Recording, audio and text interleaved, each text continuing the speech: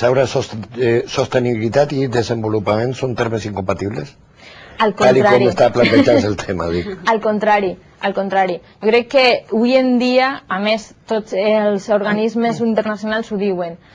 O se preocupem com a eix fonamental en tot el desenvolupament econòmic que un eix siga l'ecologisme, la sostenibilitat medioambiental, o no n'hi ha futur.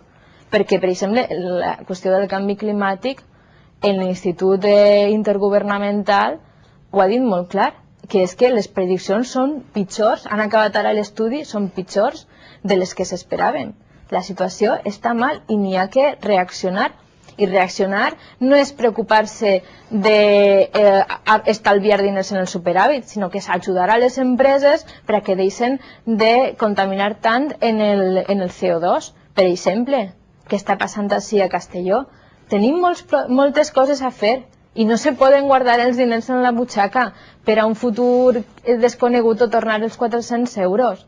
N'hi ha que invertir també per a lluitar contra el canvi climàtic i no eixir ahí com el més ecologista. N'hi ha que fer les coses de debò, perquè n'hi ha una situació que ho estan dient els experts, no és una cosa que jo diga. O sigui que n'hi ha que cohesionar les dues qüestions. Una economia que funciona i que es preocupa per la sostenibilitat mediambiental. Caldria llavors un major pressupost per a polítiques mediambientals? Evidentment. Per ajudar a les empreses, perquè les empreses moltes vegades no poden fer front a les inversions necessàries per a, per exemple, contaminar menys. Pues té que invertir en aquesta línia. Voleu preguntar alguna cosa més? Crec que estem fora de temps, no? Podem preguntar alguna cosa més, si voleu. Si voleu, passem a l'altre tema. Polítiques socials i ciutadania, que també n'hi ha molt que parlar-ne en aquest sentit. Bueno, jo crec que en ciutadania n'hi ha una gran tasca per fer. A mi me donen molta enveja als països, com en Portugal. Ara tenim un debat de l'avortament sí o no a l'estat espanyol, que el PSOE diu que María Teresa Fernández de la Vega va dir l'altre dia que no n'hi havia demanda, després n'hi ha un moviment social que sí que ho està reclamant. Jo crec que el millor seria que els ciutadans decidiren, i en Portugal es va fer a través d'un referèndum.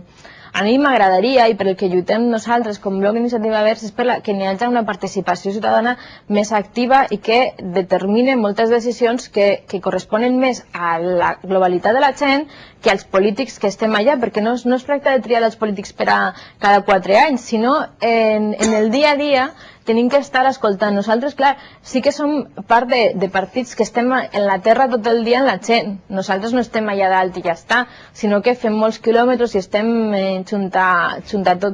escoltant les reivindicacions de la gent.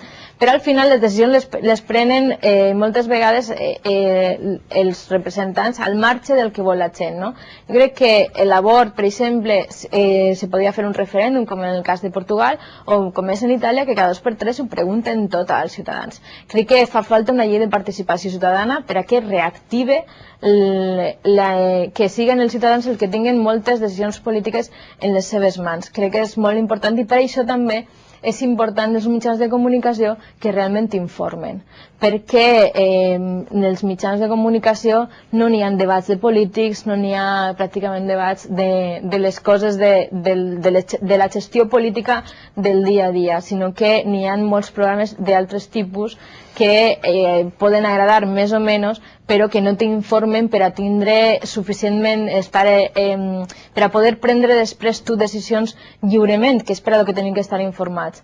I precisament és un dret fonamental de l'article 20 de la Constitució espanyola i que no s'està complint. O sigui que també, a banda d'incentivar la participació, també tenim que incentivar les inquietuds a través dels mitjans de comunicació que arriben a les cases de la gent i que no donen tota la informació que caldria. I el cas, podem parlar de Canal 9, que ja és el més lamentable.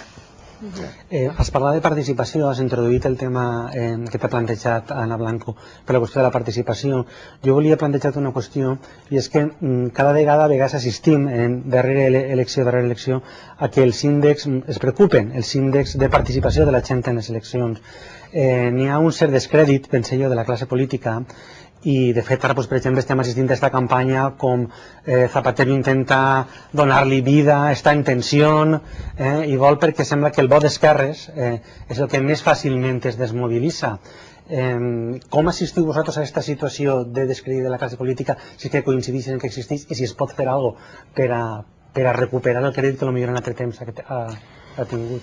Jo crec que el descrèdit de la classe política és més pròpia dels grans partits PP-PSOE i que ens afecta a tots, que és una imatge que s'estén a tots, els polítics, però realment els que tenen raons per estar desacreditats són ells, perquè fan moltes promeses que després s'incomplixen i fan molta hipocresia política, no?